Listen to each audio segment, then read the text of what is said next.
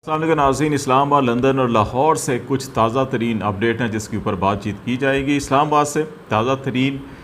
इतलात ये है कि इत्तेहादी हुकूमत ने पाकिस्तान की आला अदलिया के ख़िलाफ़ ऐलान जंग कर दिया है और ये हुकूमत अब आला अदालतों के फ़ैसलों पर खुल्लम खुला ना सिर्फ हुक्म अदूली कर रही है बल्कि उस फ़ैसलों के बरअक्स ऐसे इक़दाम उठाए जा रहे हैं जिनकी कानून और आइन में कोई नज़ीर नहीं मिलती। इस पर हम बातचीत करेंगे। दूसरा अहम मामला जो है वो लाहौर में इमरान ख़ान साहब ने जो कल 13-14 की दरमियानी शब अपनी अगली स्ट्रेटजी, अपना जो नया प्लान है उसको हतमी शक्ल दे दी है। आज उन्होंने अपनी तमाम अहम जो लीडरशिप थी PTI की लाहौर में इकट्ठी हुई थी, उनके साथ भी इजलास किए हैं, मशावरत की है, जिसके बाद अपने हतमी प्लान को कि अब 14 अगस्त के बाद से इत्तेहादी हुकूमत, इस PDM की हुकूमत के ख़ात्मे के लिए क्या किया जाएगा और इलेक्शन के लिए किस अंदाज़ में राह हमवार की जानी है, उस प्लान को हतमी शक्ल दे दी गई है। उसके जो अहम चीदा नुकात हैं उसके ऊपर आपसे बातचीत करेंगे। और तीसरा अहम मामला जो है वो लंदन में जो एक नए लंदन प्लान की बात की जा रही है कि वहाँ पे कोई नया लंदन प्लान तैयार हो रहा है। आर्मी चीफ कमर जावेद बाजवा साहब भी लंदन में है, नवाज़ शरीफ साहब भी वहाँ पर हैं। नवाज़ शरीफ साहब पाकिस्तान में अपने सियासी किरदार, पाकिस्तान में वापसी, बाहिफाजत महफूज वापसी, तमाम केसों से बरीयत और अपनी ताहयात नाअहली के ख़ात्मे के बाद सियासत में एक एक्टिव किरदार अदा करना चाहते हैं। उस हवाले से उन्होंने कुछ रिसेंटली अपनी शराइत भी उन मुख्तदर हलकों के सामने रखी थी जो कहीं ना कहीं उनसे बातचीत या मुज़ाकरात कर रहे थे। अभी एक नया पहलू जो इसमें देखने में आ रहा है वो ये है कि नवाज़ शरीफ साहब की जो बरतानिया में क़याम के हवाले से और उनके जो वीज़ा के हवाले से मामलात थे, अगरचे जब पासपोर्ट नहीं था, वीज़ा एक्सटेंशन भी नहीं हो सकी थी, तो उनके ऊपर एक मुकदमा भी बना था। उनको कहा गया था कि वो बरतानिया से चले जाएँ। फिर उन्होंने अपील भी की, उनको उसकी इजाज़त नहीं मिली थी। फिर एक पाकिस्तानी शहरी हैं, उन्होंने भी उनके ख़िलाफ़ वहाँ पर केस कर रखा था। तो अब बाज़ ऐसी इतलात भी आ रही हैं कि नवाज़ शरीफ साहब शायद बरतानिया में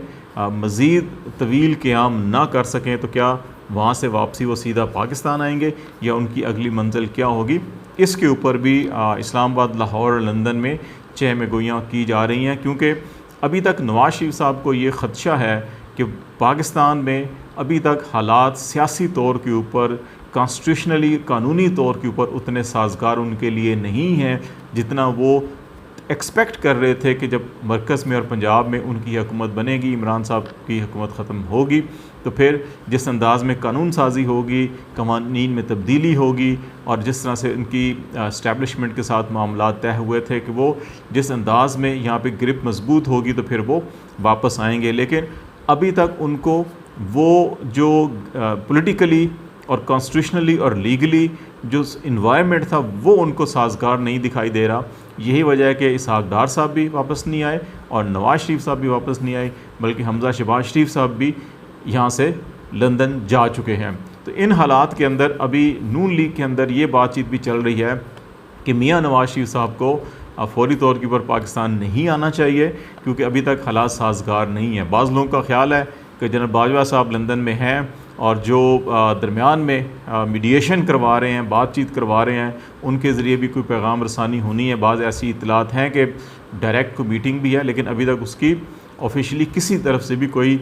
तस्दीक या तरदीद नहीं हुई। हम अभी उस पर इक्तफ़ा नहीं करते, लेकिन इतना ज़रूर है कि जो दरमियान में कुछ लोग ऐसे ज़रूर हैं जो पैगाम रसानी का काम कर रहे हैं और उनका भी ये ख्याल है कि नवाज़ शरीफ साहब अभी फ़ौरी तौर के ऊपर वापसी उनके लिए जो है वो साजगार नहीं होगी। पंजाब में उनकी हुकूमत है नहीं, इस्लामाबाद में उनकी हुकूमत है, लेकिन वो भी गैर यकीनी सूरत हाल है, वो भी इतनी मजबूत नहीं है कि वो उनको वो तमाम लीगल कॉन्स्टिट्यूशनल प्रोटेक्शन दे सके जो वो चाहते हैं। अगर वो लाहौर आते हैं तो सीधा पंजाब हुकूमत उनको अरेस्ट करके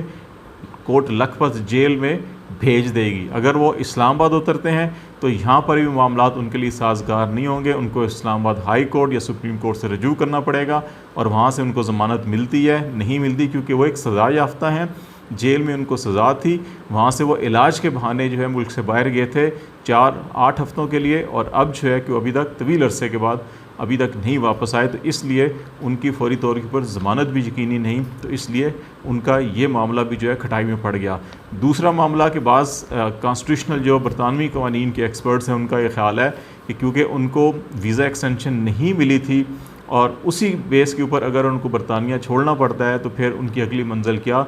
सऊदी अरब होनी चाहिए, क्या कतर होनी चाहिए या दुबई होनी चाहिए। तो इस हवाले से भी बाज़ लोगों का ख्याल है कि सऊदी अरब के साथ शरीफ फैमिली के वो मुनासिब नहीं जो माजी में हुआ करते थे, तो इसलिए उनकी तरजीह दुबई या शायद कतर हो कि वहाँ पर अभी भी उनके कोई हमदर्द लोग हैं जो उनको वहाँ पे ठहरा सकते हैं। तो अब देखते हैं कि अगले चंद दिनों में मियाँ साहब क्या फ़ैसला करते हैं। जहाँ तक वफाकी हुकूमत का ऐलान जंग का मामला है, तो इसमें बड़ी वाज़े तौर के ऊपर पेशावर हाई कोर्ट और सिंध हाई कोर्ट के जो फ़ैसले थे उनकी ना सिर्फ हुक्म अदूली की गई बल्कि हुक्म अदूली करते हुए 4 कदम आगे बढ़ के वफाकी हुकूमत ने बिलखसूस वजारत दाखिला ने ARY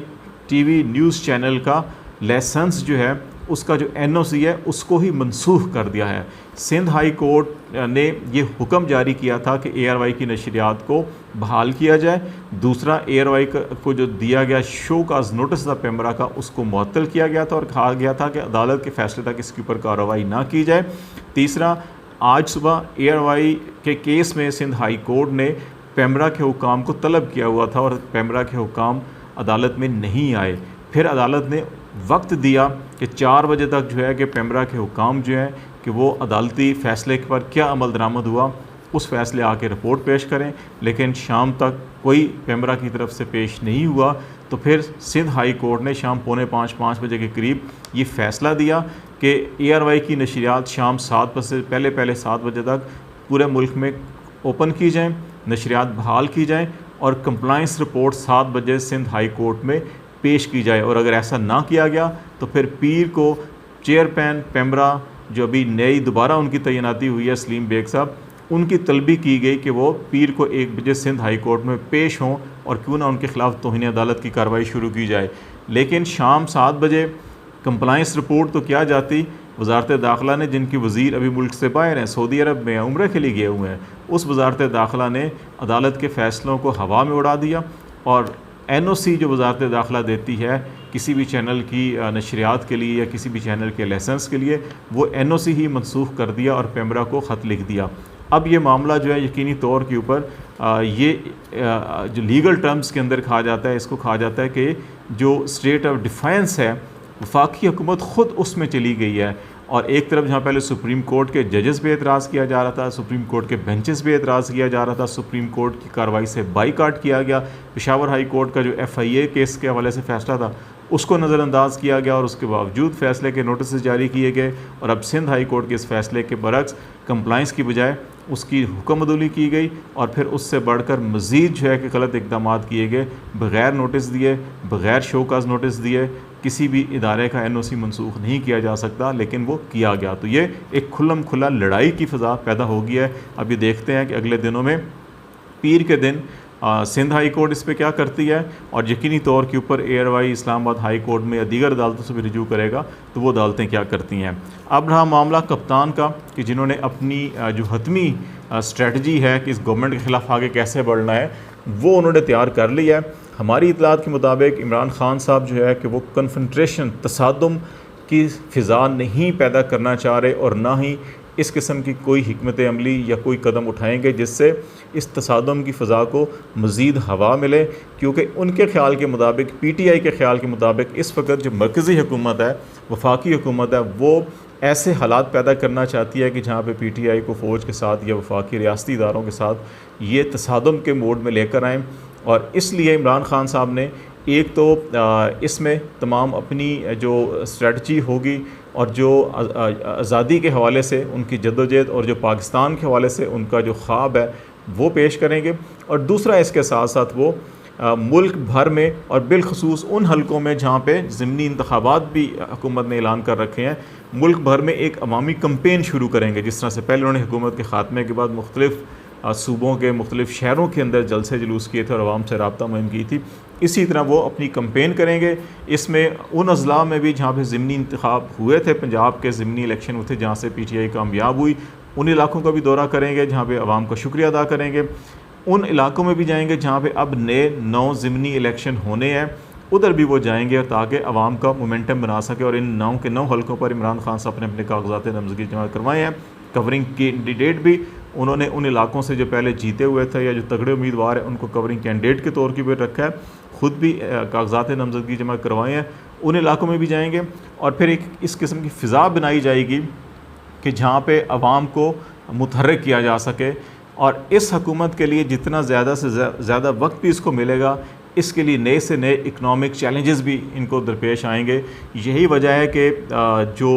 वज़ारत दाखिला की तरफ से बाज़ बड़े अजीब व गरीब और हैरत अंगेज़ इक़दाम उठाए जा रहे हैं, उनकी वजह भी यह है कि इस वक्त इत्तेहादी हुकूमत के अंदर भी फ्रस्ट्रेशन पैदा हो चुकी है। उनकी ये ख्वाहिश कि PTI ऐसे इक़दाम उठाए, ऐसी हिजानी कंपेन शुरू करे या लॉन्ग मार्च इस किस्म की एक्टिविटीज़ करे जिसकी आड़ में उनके ख़िलाफ़ कानूनी जवाज़ पैदा करके कार्रवाई की जा सके या उसको रियासती इदारों के साथ सामने खड़ा किया जा सके, वो पूरा नहीं हो रहा। और दूसरी तरफ इकनॉमिकली इन्फ्लेशन के एतबार से और दीगर मामलात के अंदर गवर्नेंस के एतबार से डिस्क्रेडिट होती जा रही है ये हुकूमत। इस फ्रस्ट्रेशन के अंदर ये सारे इक़दाम किए जा रहे हैं। इसीलिए इमरान खान साहब इनको जहाँ एक तरफ आवाम से अपना राब्ता मजबूत कर रहे हैं, अपने बयानियों को मज़ीद तक़वियत दे रहे हैं, दूसरी तरफ इनकी हुकूमत को भी मज़ीद वक्त देकर इनको मज़ीद दलदल में धकेलना चाहते हैं ताकि ये इतनी दलदल में घुस जाएँ कि इनके लिए ना